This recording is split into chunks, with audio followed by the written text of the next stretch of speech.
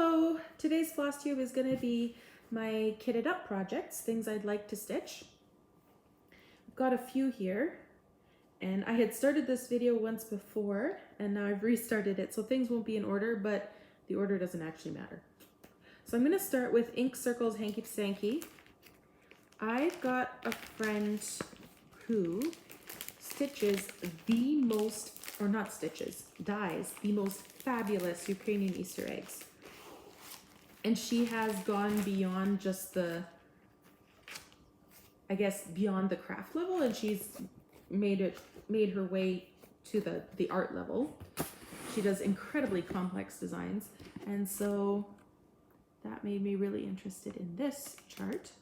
I would like to do a color conversion. I'd like to kind of compare her dye colors to DMC and maybe change some of this up. There is a lot of red and black in the traditional Ukrainian motifs, and they're all very symbolic, but I haven't gotten around to doing that yet. And it will be stitched on a black, let's see, I think it's a black even weave. Not 100% sure, but I think I would have bought this off of 123 Stitch back in the day. The next thing I have to show you is the Gleaners. So when I was growing up, we had this picture, a large painting, or I guess it was a print, over the piano. And the colors are just warm, lovely warm color. And I've got this fabric dyed by Rolanda, who is out of Ontario. It's a 28 count gold digger hand dyed. It just has this lovely warm sort of almost parchment look to it. So I thought that would make for a nice background fabric for this design. That's the Gleaners. I don't think it would be too hard to stitch. It's a bit of a slightly bigger chart, but not super challenging. And then I've got a Nora Corbett here. I've done one of her pixies, and this one is Geranium. And so it's a smaller one of hers.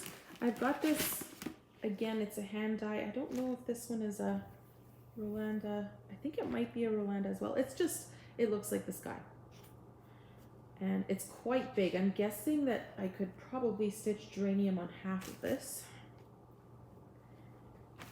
And I've also got all the beads and the Krennics.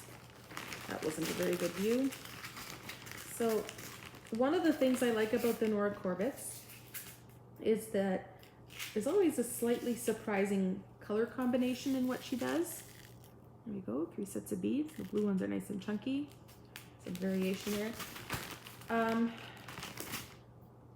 Here are the Krennics.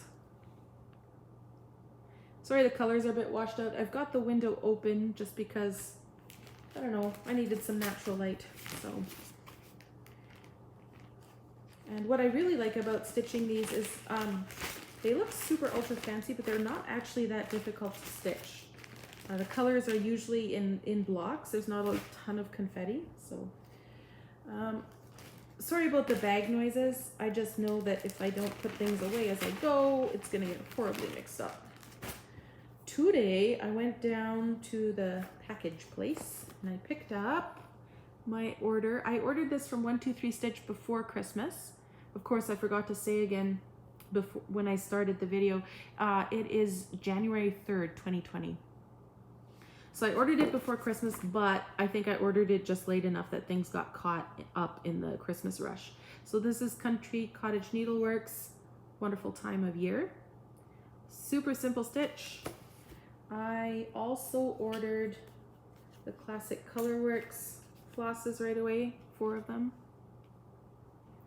And there's a white DMC that came with it. I figured why not.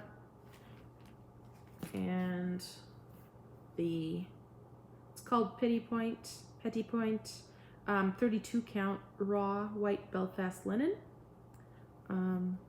Again, I suspect, well, I don't know actually if this will be almost double what I need. I haven't done any, I haven't counted anything out yet, so we'll see. So with all my kind of big WhipGo projects, if you don't know what WhipGo is, I explained it in my last mini FlossTube, I think. But basically it's a way of making sure that I get to a bunch of my whips this year. And I have some fairly big goals for some of them. So I'm thinking if I need a break with something a bit smaller and more manageable, then this will be there for me, ready to go. Now I have Homeward Trail. This was a download, which I printed out. It was a download from Hirschner's, I want to say. We'll see how much you can see here. It's called Homeward Trail, and it's got this incredibly delicate sort of snowflake inspired design, and then this central motif here. And if I remember correctly, I got all the called for. So this is 28 count Stony Point linen. I'll just pull it out of the bag part of the way. It's this very gray green fabric. And the flosses and specialties. So there's a couple Krennics, a braid. They both braids? Yeah, they're both a very fine braid. They're a white and a silver. And then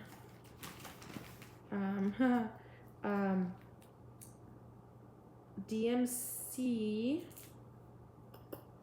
trying to remember, are these the rayon threads? They're extremely slippery.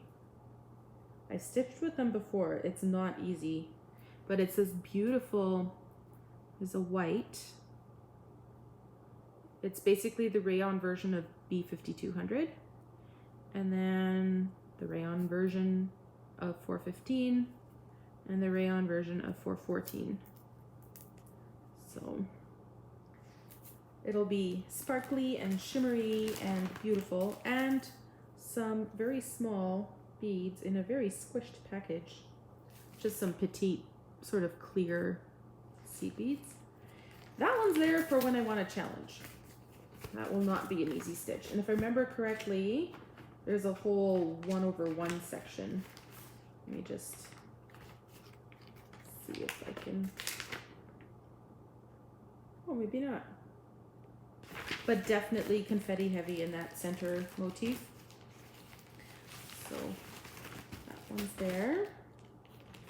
A couple more. I have a bag of magazine inserts if I ever get to them all. And then, oh, this one. So I'd seen this one. Where did I see it? Not sure. It's called Raspberries. It's a kit. It came with Ada fabric, but I am 95% sure that I want to switch it out for a fine white linen. And it's raspberries, and it looks like this. And Luca-S is the company, and I'm pretty sure I ordered it off of Hirschner's, which means that the shipping was painful. But there's a whole bunch of these, and I just think they're all extremely beautiful. But I want to stitch them on linen just because linen has that, I don't know, the way the stitches sit on linen, I really like it. This was a kit, and it came with anchor threads. And I'll use what they gave me. All nice and pre-wrapped, which is kind of awesome.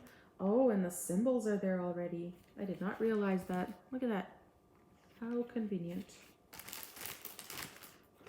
So that one, I guess, does need fabric. I might actually have some. Let's see. I've got the chart photocopied for a working copy, though. Then, oh, I don't know why this is in here. Oh, okay, Mill Hill kits. I've got the Violin. It's from Christmas or two back. And then there is a started but unfinished one, which doesn't fall within the scope of today's FlossTube. Okay, we've come to the last one. This is Woodland Birdies. I have not ordered the tins that they go into, but I would like to. I really like how these look in the tins. On the back, they have other ones you can buy, which they're so beautiful. I'm pretty sure I once stitched up, I want to say it's a squirrel or something similar that was in one of the Just Cross Stitch Christmas ornament issues. But this one is birds. Now that I look at it, this would make a really good gift for my mom. She really likes birds. And I bought the accessory pack, which includes Gentle Arts cottons, Weeks cottons, SJ Designs beads, and some buttons. So there they are. So that'll take some separating. I'll probably make a card for myself. Those are all my kitted up potential whips, I guess. With Whip Go, I gave myself 1 square of a sort of a free start. But it's a pretty loosely organized group, and by that I mean there aren't a lot of very strict rules about what you can and can't do. And I think the idea is just you work on whatever projects you're working on that month. And even if you don't finish your goal within the month, that's okay too. You can keep working on it.